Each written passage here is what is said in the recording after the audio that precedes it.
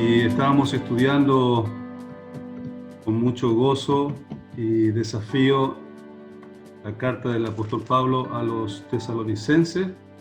Entonces vamos a abrir nuestras Biblias en la primera carta de Tesalonicenses. Estamos en el capítulo 5 y vamos a continuar la última parte que nos queda de esta hermosa carta que nos desafía, recordemos, a vivir una vida conforme en función a la venida de nuestro Señor Jesucristo. Eso quiere decir que la manera en que nosotros estamos viviendo va a demostrar, va a delatar el anhelo y la espera y la convicción de la venida de Cristo a buscar a su iglesia. Ojalá que en el transcurso de todo el tiempo que hemos estudiado esta carta, Dios haya tocado tu corazón y haya puesto esa urgencia, esa necesidad, ese deseo ardiente en el corazón de no solamente esperar la venida del Señor, sino que prepararnos para esa venida.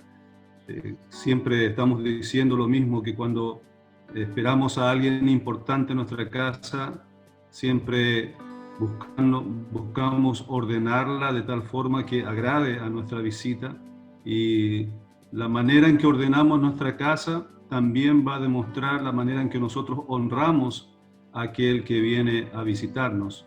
Entonces, si hoy tu vida está siendo transformada, estás haciendo cambios en tu diario vivir, en tus hábitos, aquellas cosas que no contribuían para que estés preparado para la venida del Señor sean cambiadas radicalmente y pongas en evidencia tu vida como testimonio de uno que teme a Dios, que confía en su palabra, que confía en sus promesas, que uno que está esperando la venida del Señor demuestre con sus cambios, con su vida, con su testimonio de vida, que realmente es un discípulo conforme y en función a la venida de su Señor. Vamos a orar y vamos a continuar con el capítulo 5 de Primera Tesalonicenses. Te damos gracias por darnos este privilegio de poder descansar, Señor, y levantarnos en paz y en tranquilidad, sabiendo, Señor, que en otros puntos, otras partes del mundo no pueden descansar tranquilamente. Aún nuestros hermanos en Cristo pueden estar en persecución, bajo presión, angustia y dolores, Señor. Hoy nosotros tenemos esta bendición tan grande y somos privilegiados, Señor, de poder descansar y levantarnos, Señor, y saber de que tu misericordia se ha renovado, Señor, sobre nuestras vidas. Te damos gracias por este tiempo. Oramos que tu Santo Espíritu nos hable y siga quebrantando y también despertando nosotros, Señor, la conciencia de que Cristo viene y tenemos que vivir en función a esa venida, Señor. Oramos pidiendo que nos ayude, Señor, a ordenar nuestra casa, a ordenar nuestras vidas para recibir a nuestro amado Salvador, porque ya las señales muestran que está pronto su venida, Señor, es inminente. Y como iglesia necesitamos despertar, Señor, no estar dormidos, indiferentes, Señor, descuidando, Padre, estas maravillas que están aconteciendo delante de nuestros ojos. Y qué triste, Señor, es estar ocupándonos en cosas terrenales, temporales, que no podremos llevar, Señor, a la eternidad. Oramos, Señor, que nos ayude a enfatizar aquello que sí podemos llevar a la eternidad, una vida de santidad, de madurez espiritual, también almas convertidas, Señor, por la predicación del Evangelio. Oramos, Señor, pidiendo tu bendición por tu iglesia, en todas las partes donde se estén reuniendo, Señor, en el mundo, que tu Espíritu Santo sea oído, Señor, en este día. En el nombre de Jesús oramos. Amén. Muy bien, estamos en capítulo 5 de Primera Tesalonicenses, y allí en la primera parte que nos enseñó el hermano Alex acerca de la venida del Señor, algunas descripciones sobre la venida de Cristo, pero también vimos una exhortación de estar despiertos, velando acerca de esa venida. Y vimos el énfasis de que cómo podemos prepararnos para la venida del Señor es justamente lo que vimos el domingo pasado acerca de lo que nos dice en el versículo 12 en adelante, teniendo una paz en la unidad dentro de la congregación de cada iglesia. Una iglesia que espera la venida del Señor vive en orden, vive en sumisión a las autoridades, estimando a los siervos de Dios que Él ha puesto como autoridades en la iglesia, respetándoles, sometiéndose a ese orden, a esa autoridad que Dios puso, que los tengáis en mucha estima, que haya paz entre todos vosotros, dice el versículo 12 y 13. Y luego dice el versículo 14, también os rogamos, hermanos, que amonestéis a los ociosos, que alentéis a los de poco ánimo, que sostengáis a los débiles, que seáis pacientes para con todos. Mirad que ninguno pague a otro mal por mal, antes seguid siempre lo bueno, unos para con otros y para con todos. Estad siempre gozosos, orad sin cesar, dad gracias en todo, porque esta es la voluntad de Dios para con vosotros en Cristo Jesús. No apaguéis al Espíritu, no menospreciéis las profecías, examinadlo todo, retened lo bueno, absteneos de toda especie de mal, y el mismo Dios de paz os santifique por completo, y todo vuestro ser, espíritu, alma y cuerpo, sea guardado irreprensible para la venida de nuestro Señor Jesucristo. Fiel es el que os llama, el cual también lo hará. Hermanos, orad por nosotros, saludad a todos los hermanos con ósculo santo. Os conjuro por el Señor que esta carta se lea a todos los santos hermanos. La gracia de nuestro Señor Jesucristo sea con vosotros. Amén. Muy bien.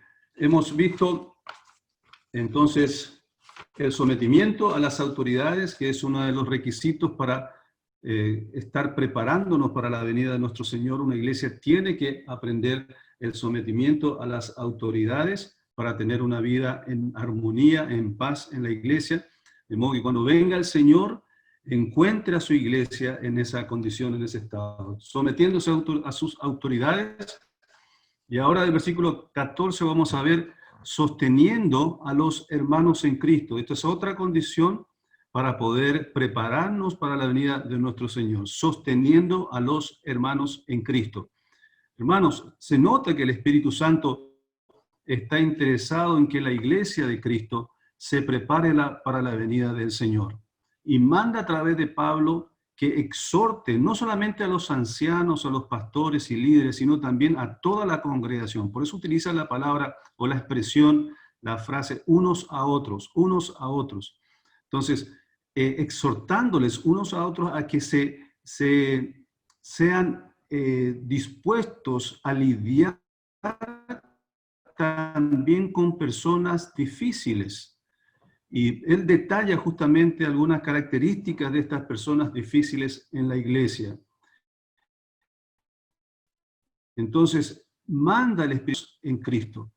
Y dice el versículo 14, también os rogamos. Esto es un ruego, o sea, el ruego es decir a alguien lo que debe hacer, pero sin aspereza o un espíritu crítico. Entonces, al mismo tiempo es algo urgente, aunque es un ruego, así como Pablo en otras ocasiones ruega, como en Romanos capítulo 12, os rogamos que presentéis vuestros cuerpos en sacrificio vivo y santo, agradable a Dios. Entonces, aquí también tenemos a personas difíciles, sostenerlos a estos hermanos. Y comienza a dar características de estos hermanos, quizás con problemas, quizás con conflictos, pero nos da descripciones de cómo atender, cómo lidiar con estas personas. El punto es que debemos sentirnos nosotros responsables en ser de bendición a la iglesia, de ser de bendición a los hermanos en Cristo, a, a todos aquellos que tienen estas características, el Espíritu Santo nos está enseñando de personas y con sus problemas también particulares. Entonces, cada uno de nosotros necesitamos tener y sentir ese peso de responsabilidad. Yo necesito ser de solución a un problema. Es muy fácil, hermanos, tener esa actitud cómoda o indolente y decir, a mí esa persona no me agrada, ese hermano no lo tacho, así que lo dejo así nomás, no me meto con esa persona, es conflictiva.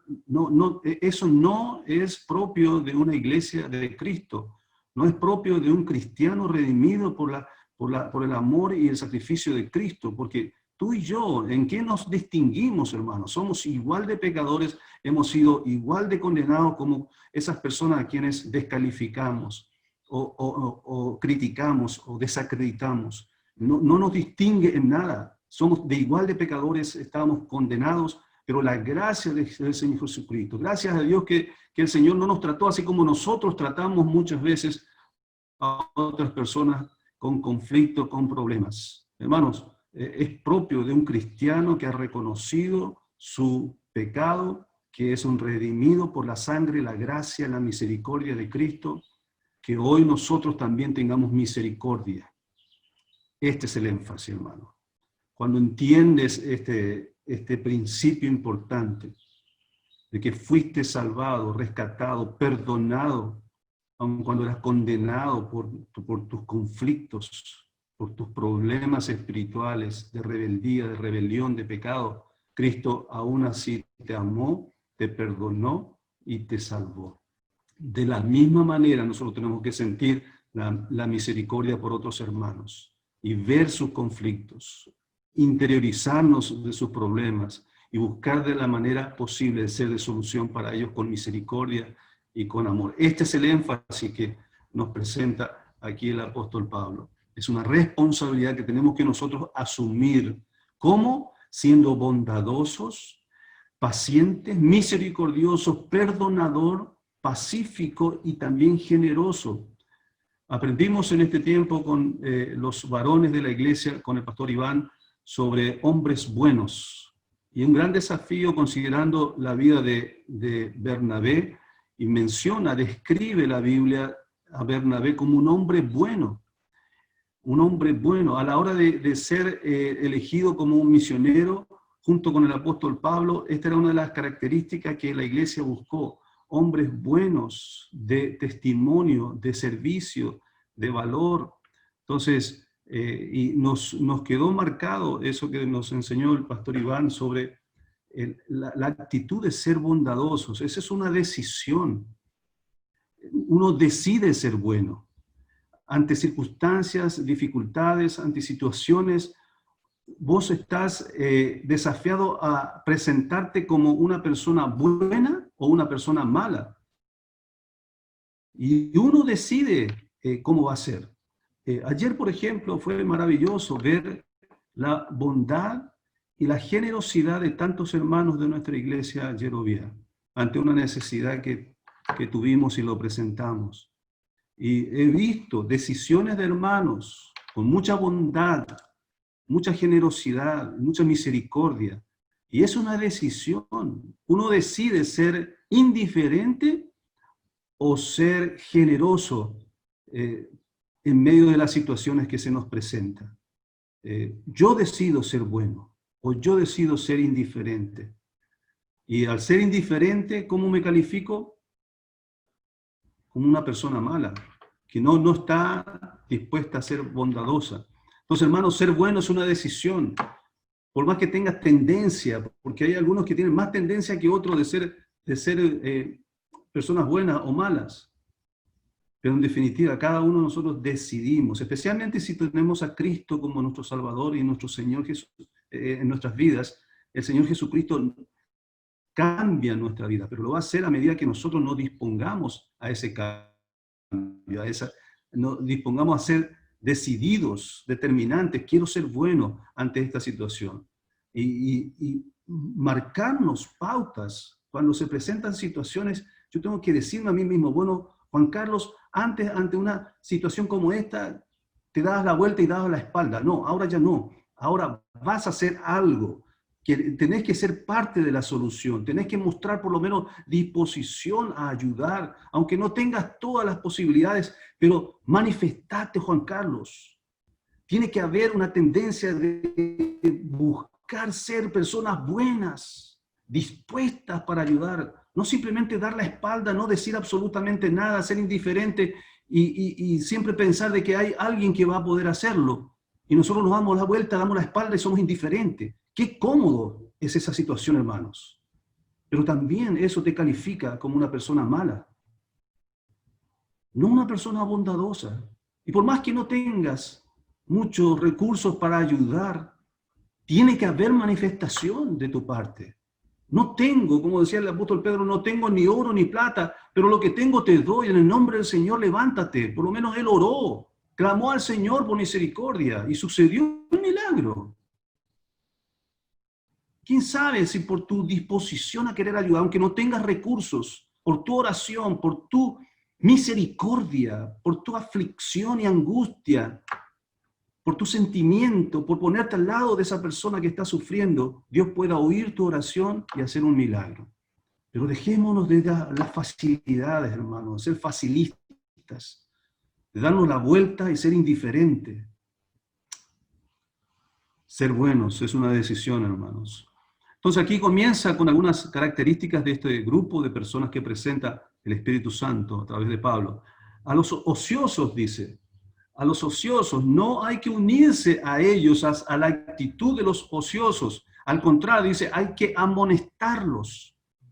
La palabra ociosos viene del griego atactos, que significa no mantienen el orden.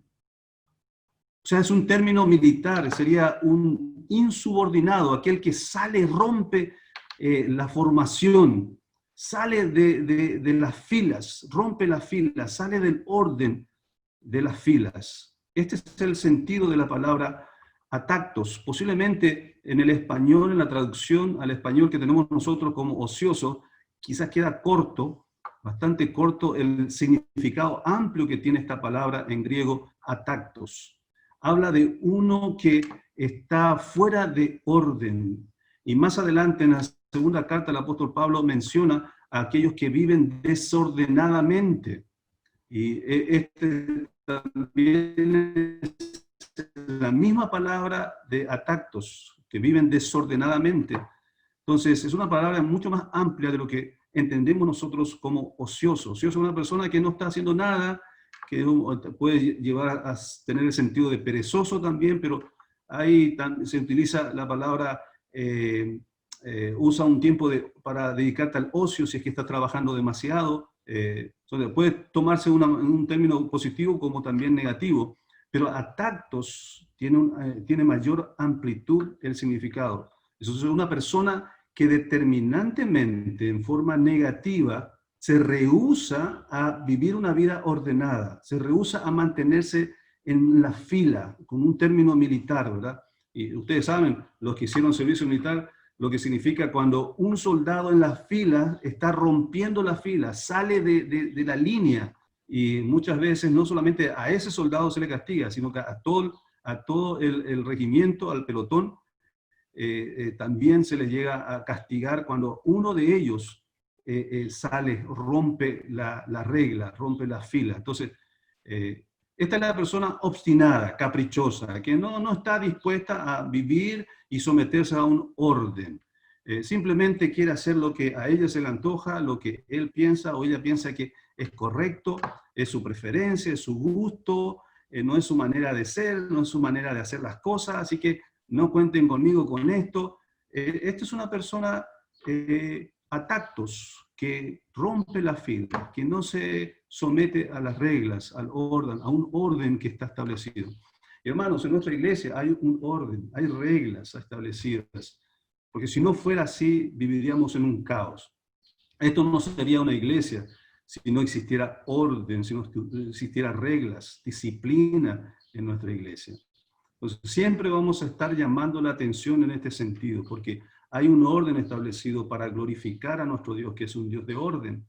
Entonces manda que nuestra iglesia también sea disciplinada, ordenada. Me encanta, hay detalles que podemos hablar acerca del orden en nuestra iglesia.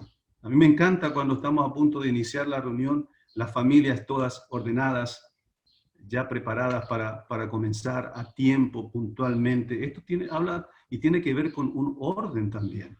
Hay una regla establecida para mantener un orden. Y gracias a Dios por personas que se someten en forma mansa y sin problema y amable ante esas reglas para mantener un orden en la iglesia. Entonces, animo, hermanos, a que nos convirtamos en personas ordenadas. Vayamos guiando a nuestros hijos también a tener orden. Es increíble esto, cómo va a repercutir en la vida de tus hijos en el futuro, cuando ellos aprendan a someterse a un orden, a obedecer la regla, a mantenerse en la fila. Como buen soldado de Cristo, en el futuro ellos van a respetar las reglas también, cuando tengan que vivir una vida ya independiente con su familia, bajo las autoridades del gobierno, personas que aman la rectitud, personas que aman el orden, que aman las leyes. Si no, vamos a estar criando hijos que simplemente van a tener rebelión contra las leyes, contra las reglas, simplemente porque están acostumbrados a romper reglas. Son almas rebeldes sin causas. Y hoy en día hay mucho de esto. Y las familias cristianas no deberíamos estar fomentando este tipo de espíritu y actitudes en nuestros hijos, que serán las próximas generaciones. Entonces, qué importante que tengamos un orden en nuestra iglesia, tanto que a estos atactos ociosos, como dice en español, aquellos que quieren vivir fuera de ese orden, sean amonestados. Ahora, esa palabra amonestación no habla de hacer como con una autoridad arbitraria, dictatorial y ser crueles, sino que hablar con, dice en el griego, la palabra amonestar es poner en mente, o sea que tratar de convencerles que su actitud es incorrecta, es errónea, dándole a entender como una autoridad no arbitraria, sino bondadosa, y decir, hermano, eso no está bien, no está correcto, eso no va a contribuir, te afecta a ti, va a afectar tu futuro, a tus hijos también va a afectar, y afecta también al orden en la iglesia. Es un soldado que está fuera de la fila, está rompiendo la fila, y esto va a traer como consecuencia también a que otros imiten su mala conducta, mal ejemplo. Por lo tanto, tiene que ser amonestado. Ahora, si esa persona no cambia, tenemos una advertencia acerca de estos que viven desordenadamente. Y fíjense en 2 Tesalonicenses 3, versículos 6 y 7. Pero os ordenamos, acá ya viene mucho más fuerte la orden de parte del Espíritu Santo. Os ordenamos, hermanos. Primero era, les rogamos, hermanos. Ahora, os ordenamos, hermanos, en el nombre de nuestro Señor Jesucristo, que es el pastor de la iglesia, que es el que pone la regla, que es el que pone el orden, que es el que manda que haya disciplina en su pueblo, que os apartéis de todo hermano que ande desordenadamente y no según la enseñanza que recibisteis de nosotros, porque vosotros mismos sabéis de qué manera debéis imitarnos, pues nosotros no anduvimos desordenadamente entre vosotros, nosotros no fuimos atactos, pero hay atactos en la congregación, por lo tanto les ordenamos en el nombre del Señor Jesucristo que os apartéis de estos atactos y que no están andando según las enseñanzas de nuestro Señor Jesucristo. Entonces, es una advertencia fuerte ya cuando no hay una actitud de corrección en el momento en que se le amonestó a este hermano a vivir ordenadamente y someterse a las reglas y orden de la iglesia. Entonces, ¿cómo preparamos nuestra vida, nuestra iglesia para la venida del Señor? Amonestando a los que viven desordenadamente. Segundo, los de poco ánimo. Volviendo otra vez al capítulo 5. Los de poco ánimo. Literalmente es alma pequeña, los de poco ánimo. Alma pequeña. Son los de carácter débiles, los pusilánimes, los faltos de coraje para afrontar problemas y circunstancias difíciles. los que no han madurado, los que necesitan ser apoyados todavía hasta que ellos puedan caminar con el Señor y sean automotivados y ya habituados a una vida de orden y de tomar fuerza en el Señor ante circunstancias y problemas. Estos hermanos necesitan que se le aliente.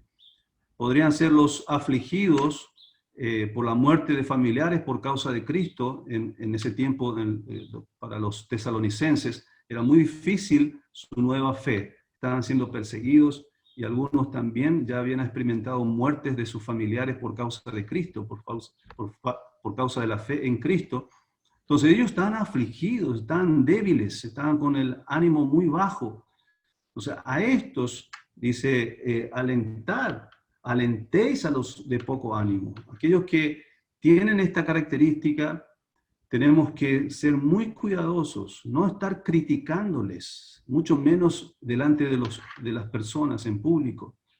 Esto daña, eso perjudica, afecta muchísimo a estos hermanos que son de poco ánimo. Entonces, alentemos a los de poco ánimo, quizás están pasando por aflicciones, quizás tienen problemas, trastornos del pasado y no logran superar situaciones en su vida en el presente. Entonces, ellos necesitan la ayuda de aquellos que son fuertes. Si sos un creyente considerado fuerte en el Señor, entonces este es tu ministerio, es tu trabajo, de ver a aquellos que son de poco ánimo y alentarle, motivarle. Estoy orando por ti. ¿Cuáles son tus problemas? Quiero orar por ti.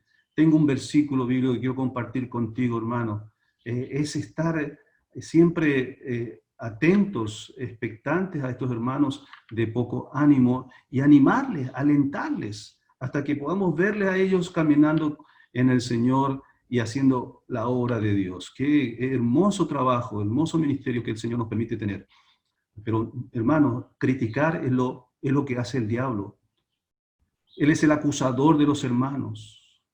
Deja de criticar a los hermanos débiles, a los hermanos de poco ánimo. Si ves hermanos de poco ánimo, aliéntales, no les critiques, no hables con otros acerca de ese hermano y criticarlo.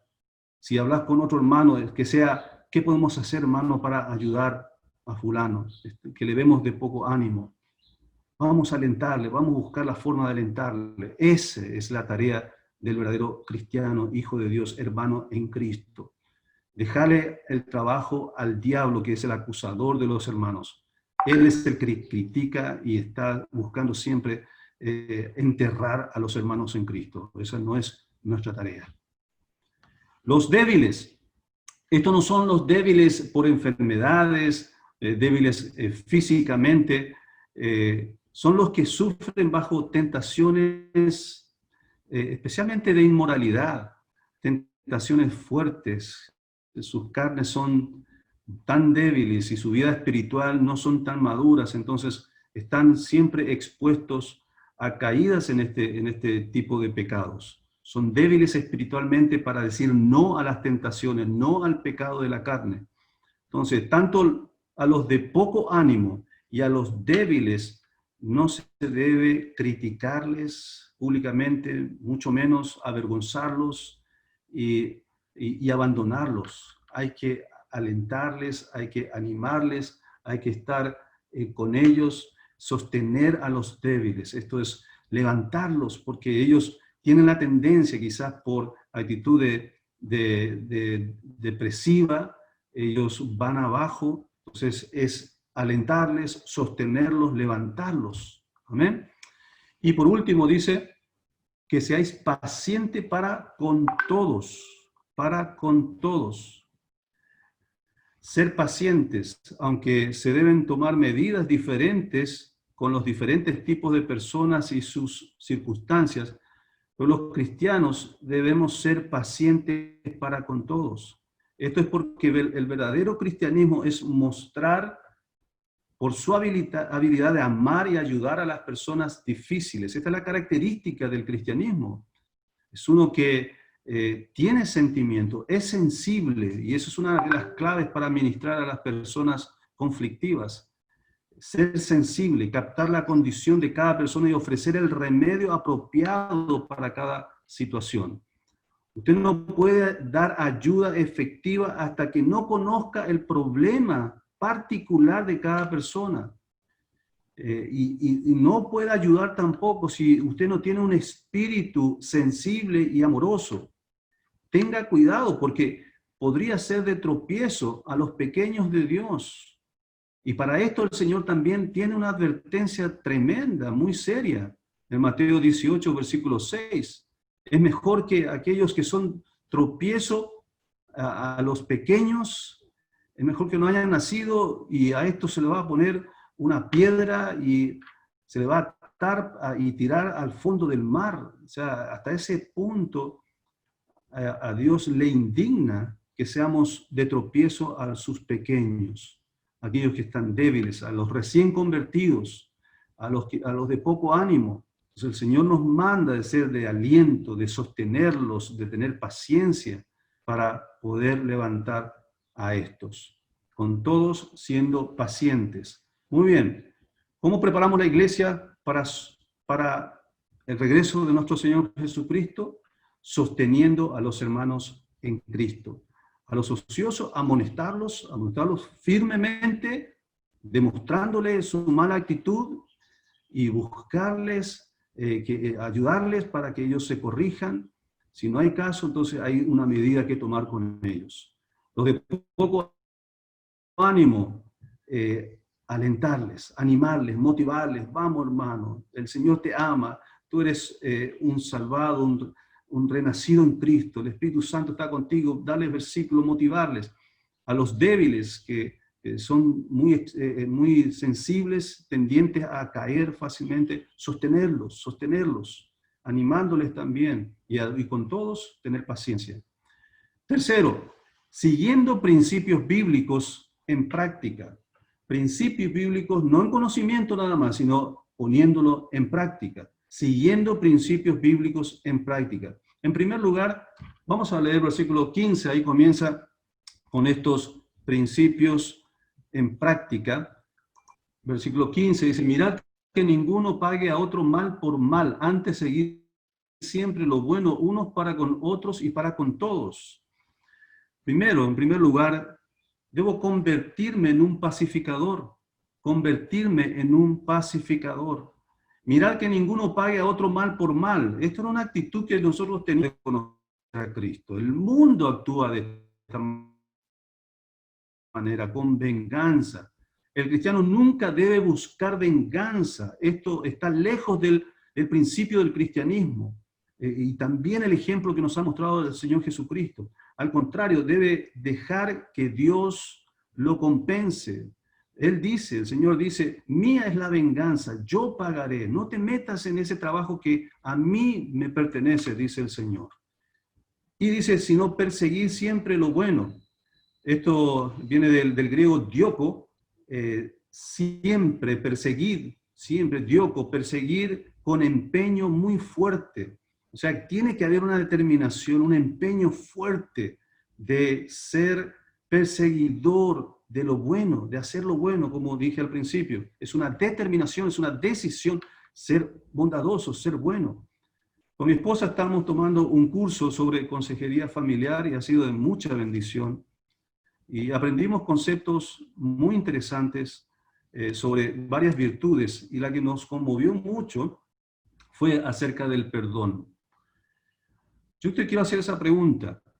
¿Qué es perdonar? ¿Qué es perdonar para vos? La mayoría de nosotros teníamos ese concepto, es olvidar lo que sucedió. Y la verdad que eso nunca sucede ni va a suceder. No podemos olvidar las heridas. No podemos olvidar el daño provocado a nuestras vidas. No se puede olvidar, hermanos. Pero sí, aunque se puede recordar, la clave está en que ya no me cause dolor como antes. Ese es el concepto del perdón. Cuando hay un perdón verdadero, completo, es cuando yo puedo recordar, aunque recuerde, el daño producido y recuerda a aquella persona que me causó tanto daño. El concepto del verdadero perdón es que cuando yo ya perdoné, me liberé del dolor, ya no me produce el dolor que antes sufría. Esa es la clave del verdadero perdón.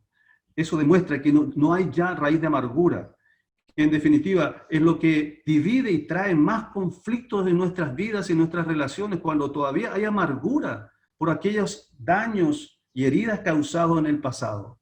Contra esas personas las odiamos, tenemos amargura, no queremos ni siquiera escuchar sus nombres, y menos si se cruza en nuestro camino, es porque hay todavía un problema de falta de perdón.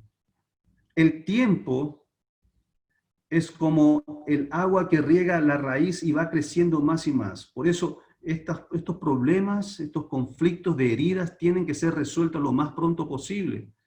Y dejamos muchas veces pasar el tiempo y a veces decimos, bueno, el tiempo lo borrará. No, esto al contrario, el tiempo en este sentido, en este tipo de problemas, es como el agua que va regando la planta y las raíces van creciendo cada vez más.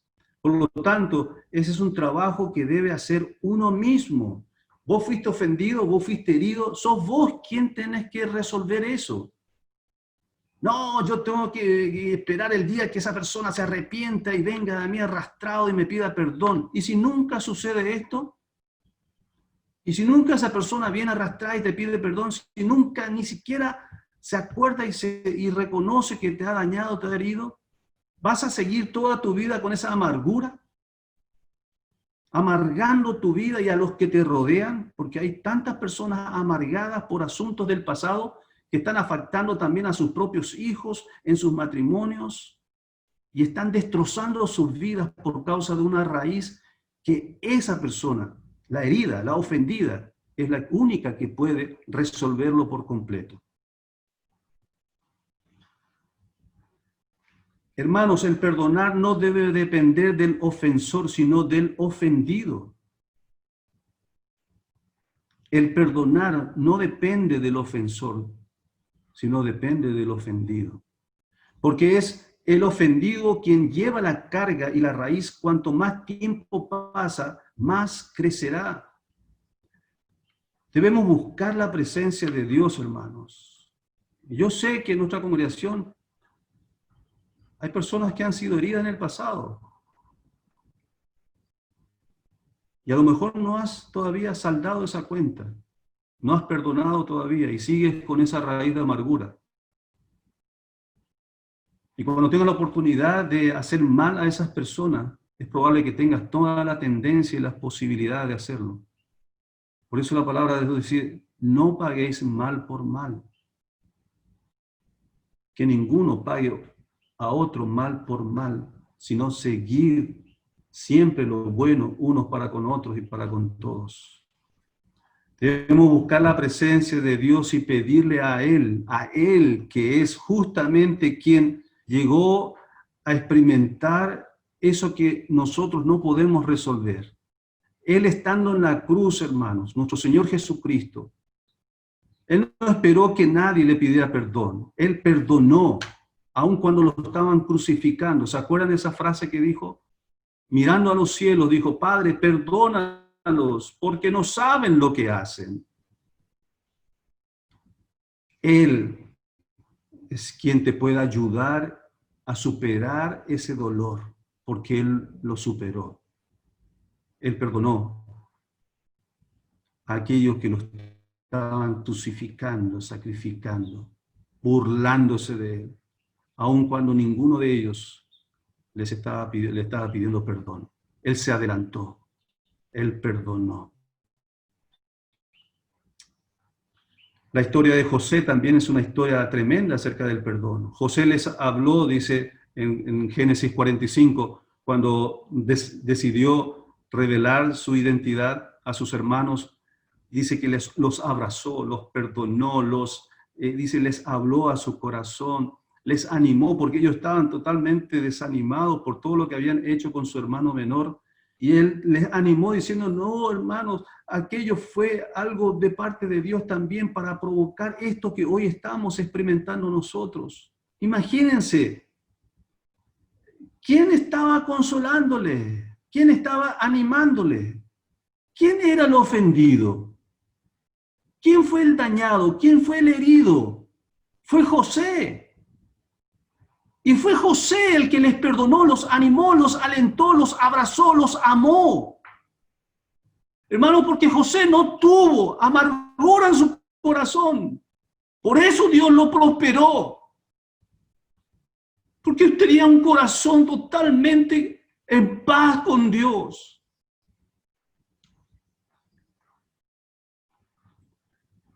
Pero cuando actuamos como aquel título de la película de vaqueros antigua, una película antigua, que decía, Dios perdona, pero yo no.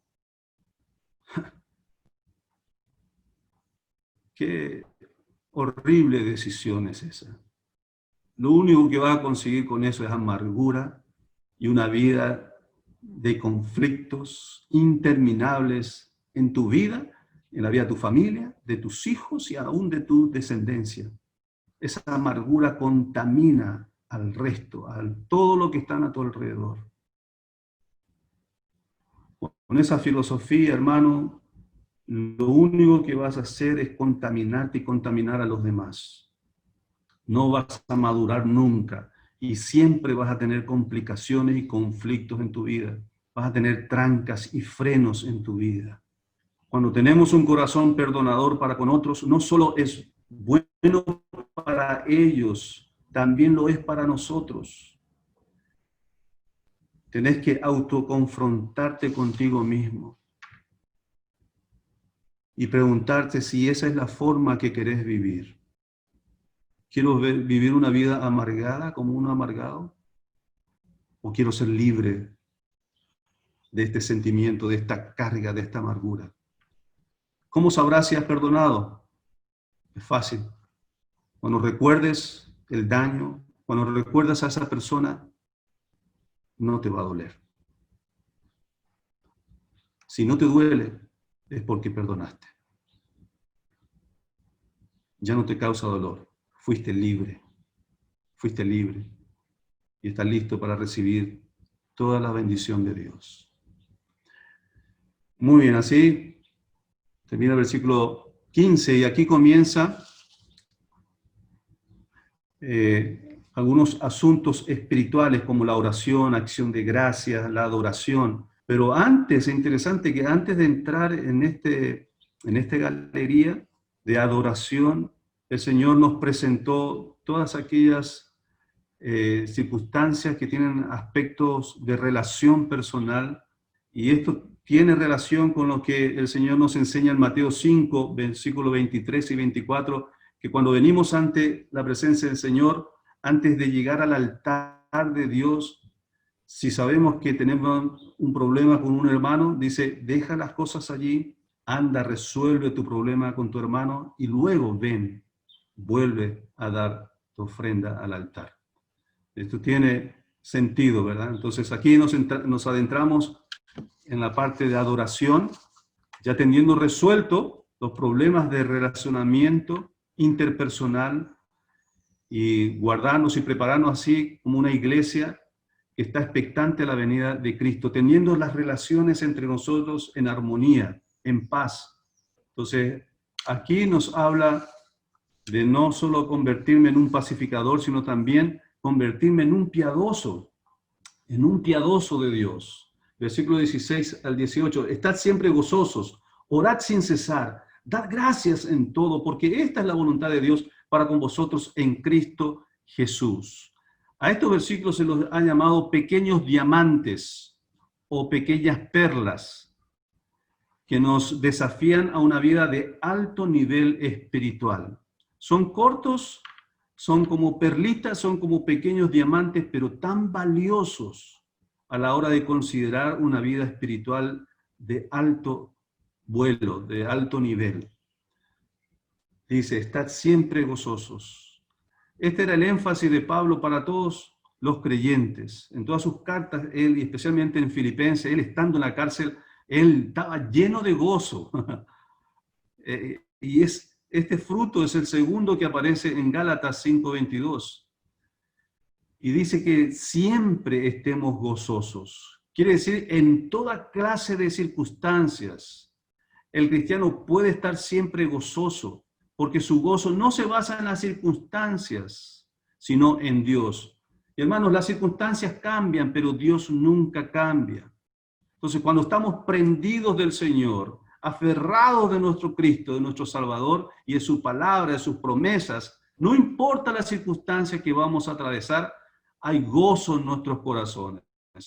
Y ese gozo no tiene que ver precisamente con un rostro sonriente continuamente, porque también tenemos que llorar con los que lloran, ¿verdad? Pero eso no quiere decir que no haya gozo, satisfacción.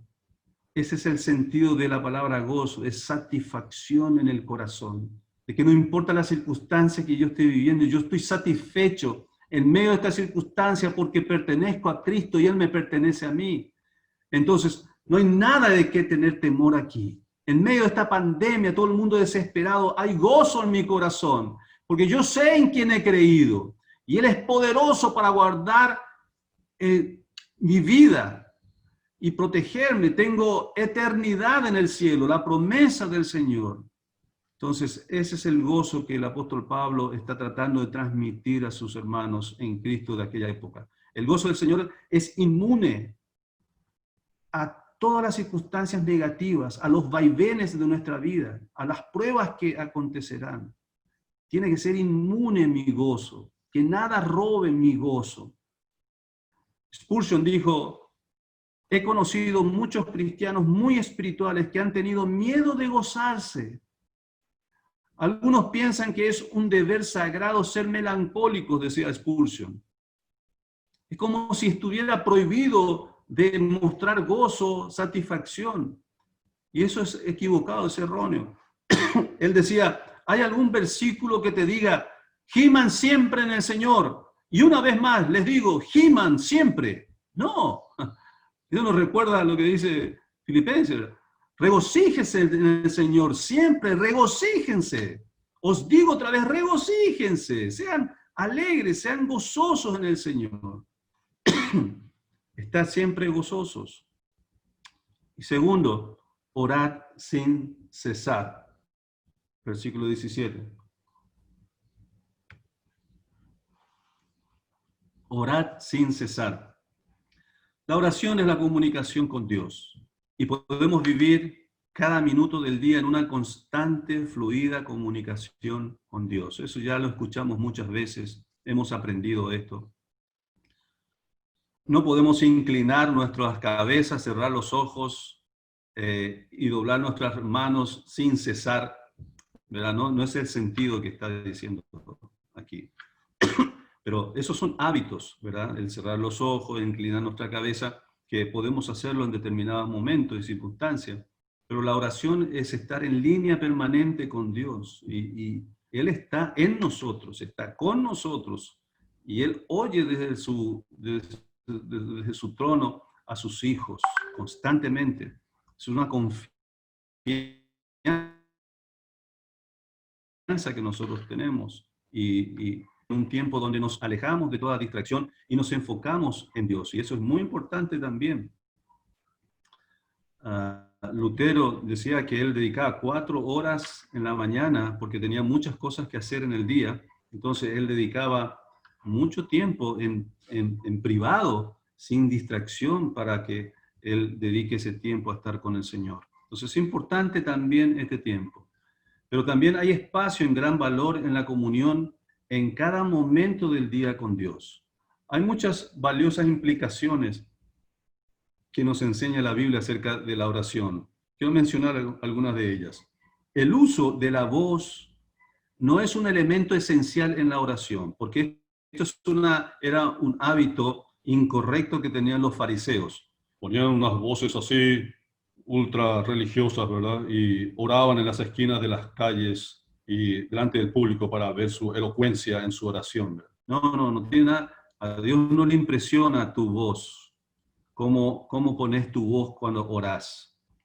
La postura de la oración no es de primera importancia, aunque sí también de acuerdo a cómo tu corazón te está afligiendo en esos momentos. Hay momentos en donde las circunstancias pareciera que te lleva automáticamente a inclinarte, a arrodillarte, y hasta como en casos que vemos en personajes del Antiguo Testamento, personas que se han postrado como David y tantos otros a tierra, ¿verdad? Buscando la misericordia de Dios.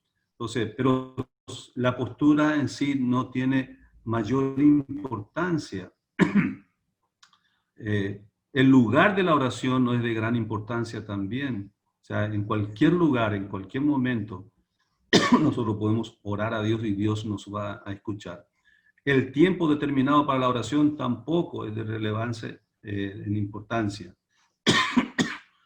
A veces Dios puede escucharte, escuchar tu corazón en 3, 4 minutos de oración, y puede hacer la gran diferencia, ¿verdad? Como también puedes estar orando 1 hora por diferentes motivos, pero no hay una regla que te diga, no, cuanto más tiempo ores, más Dios te va a escuchar. Dios escucha tu corazón. Un cristiano nunca debe estar en un lugar donde no pueda orar. Sí, esta es una implicancia muy importante. Nunca estés en un lugar donde no puedas orar. Eso es un termómetro que te demuestra que ese no es el lugar que un cristiano debe estar. Muy bien, orad sin cesar, plena comunicación, tener la línea abierta siempre con el Señor. Y eso podemos orar en cualquier momento, estando en el colectivo, pero sí también, algunos dicen, bueno, pastor, yo no tengo mi tiempo en privado con Dios, pero oro siempre en el colectivo. No, yo te animo, está bien, amén, que ores así durante el día, pero te animo a que tengas un tiempo en privado con el Señor, sin distracción. Es un momento maravilloso, una experiencia muy especial y personal con Dios también. ¿Ok? Orad sin cesar. Dad gracias en todo. Dad gracias en todo. Reconocemos que la soberanía de la mano de Dios está en control absoluto, no en fe ciega ni por casualidad. Spurgeon decía, cuando el gozo y la oración están casados, el primer hijo es la gratitud. Y muy chistoso, ¿verdad? Pero es interesante. Cuando hay gozo, cuando hay oración, también brota del corazón gratitud. Un corazón agradecido, hermanos, es uno que está lleno de paz y de gozo. Las quejas y el negativismo, el pesimismo, solo traen ingratitud, oscuridad y amargura en nuestros corazones. Por eso la palabra nos insta a ser agradecidos siempre, dar gracias en todo, porque en todo eso el Señor Jesucristo está obrando, Dios está trabajando con su soberanía. Entonces, aunque te parezca algo grave, algo terrible, algo drástico, Dios está haciendo algo a través de esa circunstancia. Por eso, en esas cosas tenemos que estar agradecidos también, aunque sean cosas serias, difíciles, graves, dolorosas, pero tenemos que estar confiados que la soberanía de Dios está tejiendo un telar que nosotros no lo vemos todavía de este lado, pero Dios lo está armando de una manera maravillosa para el futuro. Por eso debemos estar agradecidos en todo, porque en todas las cosas Él está obrando. Amén. Aún en medio de esta pandemia, en medio de las circunstancias que vivimos, Él está obrando en todo. Porque esta es la voluntad de Dios en Cristo Jesús. Después de estar estas 3 exhortaciones que nos da sobre estar siempre gozoso, orar sin cesar, dar gracias en todo, se nos dice que hagamos esto porque es la voluntad de Dios. Ahora, la idea no es esta es la voluntad de Dios, así que debes hacerlo. No, tiene otro sentido. La idea más bien es, esta es la voluntad de Dios, así que puedes hacerlo. ¿Te das cuenta lo diferente que es? Y nos quejamos muchas veces porque decimos, no oro, no soy una persona de oración, necesito mejorar en esto, no soy agradecido, me cuesta tanto ser agradecido en todo, me cuesta estar gozoso en todo, y siempre nos quejamos por esto. Y es verdad, nos cuesta mucho. Hasta a veces pensamos que nunca vamos a llegar a hacerlo de manera que podamos satisfacerle a Dios. Y eso te soluciona este concepto que te está diciendo, porque es la voluntad de Dios. Y siendo la voluntad de Dios en Cristo Jesús, vos podés hacerlo. Es la voluntad de Dios en Cristo Jesús. Entonces, Cristo es el que va a producir eso en tu vida, para que llegues a ser gozoso en todo, para que agradezcas en todo, para que seas un hombre de oración, una mujer de oración. Podés hacerlo porque es la voluntad y en Cristo Jesús eso se puede realizar. Es posible. Podemos llegar a ser hombres y mujeres de oración, podemos llegar a ser cristianos gozosos en todo, podemos estar agradecidos en todo, porque es la voluntad de Dios y en Cristo lo podemos hacer. Ese es el sentido. Muy bien, convertirme, decíamos, en un pacificador, convertirme en un piadoso, convertirme en un adorador, es lo que nos enseña el versículo 19 y 20. No paguéis al Espíritu, no menosprecéis las profecías, examinarlo todo, retener lo bueno, abstener de toda especie de mal. Entonces, convertirme en un adorador. Pablo los exhorta sobre su adoración pública. Muy bien. Ya tenés una vida de relación armoniosa y en paz con todos, siendo un responsable en ayudar a los y sostener a los hermanos débiles, de poco ánimo, de estar exhortando, amonestando a vivir una vida en orden, en sumisión a las autoridades, tener un corazón lleno de paz, ser un pacificador, no un complicador de situaciones, teniendo una vida piadosa, siempre gozosos, siempre orando, siempre dando gracias a Dios en todo. Convertirme ahora en un adorador. Y Pablo exhorta sobre una adoración pública. No apaguéis al Espíritu, dice. Esto es apagar el fuego del poder del Espíritu Santo. También se manda no contristarlo en Efesios 4:30. Podemos apagarlo, hermanos, con nuestras dudas, con nuestra indiferencia, con rechazo por la distracción o siendo desalentados por malos ejemplos. Es como diciendo, la palabra nos está diciendo, deja de retener al Espíritu, deja de resistir al Espíritu Santo, déjalo libre para que no se extinga, déjalo que te controle llenándote de él. Entonces no apagues. Es interesante, hay momentos en nuestra vida que sentimos, experimentamos esto cuando estamos en pecado, cuando somos indiferentes al Señor. El poder del Espíritu Santo va disminuyéndose en nuestras vidas. Ya no somos lo que éramos antes. Por eso la importancia de no apagar el Espíritu. No menospreciéis las profecías. Las profecías son mensajes de Dios proclamadas con la autoridad de Dios. Las predicaciones son como profecías, están escritas. No en el tiempo del apóstol Pablo, que ellos daban más cuidado a las lenguas.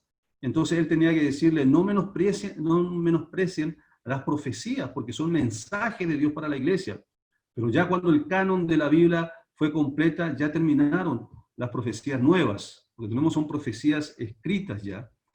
Pero, en resumen, profecía es en general el mensaje de Dios para nosotros. Entonces, siempre hacemos muy bien en estar atentos, escuchando atentamente el mensaje de la palabra de Dios. De esta manera no menospreciamos a las profecías.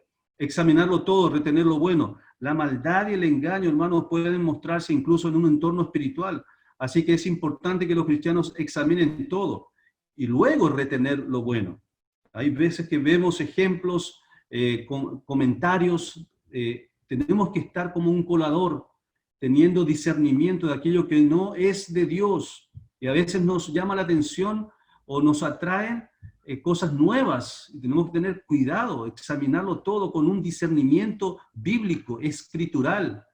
Y no estar con la boca abierta recibiendo todas las clases de bichos que vienen hoy en día. Hay vientos de doctrinas de todas clases hoy en día. Entonces, por eso la palabra dice examinarlo todo, como una persona madura, como alguien que entiende la palabra de Dios, que puede discernir. Entonces, esto muestra un madurez y crecimiento en el cristiano. Absteneos de toda especie de mal. Especie tiene que ver con clases de mal que van a aparecer. El maduro espiritualmente podrá percibir lo que es extraño porque el espíritu lo va inquietando. Entonces, cuando te sentís inquieto ante algunas cosas nuevas que estás viendo, que estás escuchando, puede ser el Espíritu de Dios que está diciendo, cuidado, cuidado, hijo, no te metas ahí. Cuidado que es peligroso, te va a contaminar, te va a engañar, va a cambiar tu mente. Hermanos, hoy en día vuelan de todas clases de doctrinas en el Internet y tenemos que estar prestos y cuidadosos en estar metiéndonos en sitios que tienen que ver con doctrinas demoníacas, doctrinas falsas, que lo único que van a hacer cuando vos conozcas esta doctrina es confundirte y engañarte. Por eso es importante que consultes con tus pastores, con tus líderes, con personas espirituales que tenemos en la iglesia. Hermano, esto es bueno, ¿qué tal es esta doctrina? Escuché esto. Y tenemos varios hermanos y hermanas en nuestra iglesia que están así, constantemente mandándome artículos que leyeron. ¿Qué decide de esto, pastor? ¿Qué pensás de esto? Muy bueno. Entonces, abstente de toda especie de mal. ¿Está? Examinarlo todo, retener lo bueno. Y por último, versículos 23 y 24, y el mismo Dios de paz os santifique por completo y todo vuestro ser, espíritu, alma y cuerpo sea guardado irreprensible para la venida de nuestro Señor Jesucristo. Fiel es el que os llama, el cual también lo hará. Convertirme en un amante de la santidad. En un amante de la santidad. El que ama su venida es quien prepara todo su ser en santidad y pureza para dar contentamiento a su Señor y Salvador Jesucristo. Y el mismo Dios de paz os santifique por completo. Santidad es estar apartado del pecado, del mal, ¿verdad? Tiene la fuerza de no dejar ninguna parte sin alcanzar. Tanto espíritu, alma y cuerpo será guardado irreprensible para la venida de nuestro Señor Jesucristo, y esto lo hace Dios. Él es el que nos guarda y va a guardar irreprensible todo nuestro ser. ¿Por qué? Porque fiel es el que nos llama, el cual también lo hará. Es solamente en el poder de Dios. Pablo está diciendo, les he estado rogando para que hagan ciertas cosas, pero es solo en la fortaleza de Dios que serán capaces de hacerlas, porque Él es fiel. Si Él nos llamó, Él lo hará. ¿Amén? Muy bien. Entonces, estas son las formas que la palabra nos enseña cómo prepararnos para la venida de nuestro Señor. Sosteniendo a los hermanos, siguiendo principios bíblicos, sometiéndonos a las autoridades, convirtiéndonos en pacificadores, piadosos, en adoradores y en amantes de la santidad. Que el Señor nos bendiga y nos vaya preparando para la venida de nuestro Señor Jesucristo.